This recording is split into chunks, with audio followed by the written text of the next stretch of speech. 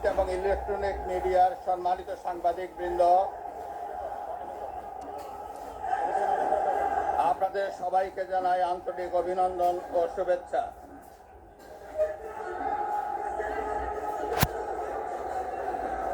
জনাব স্পিকার,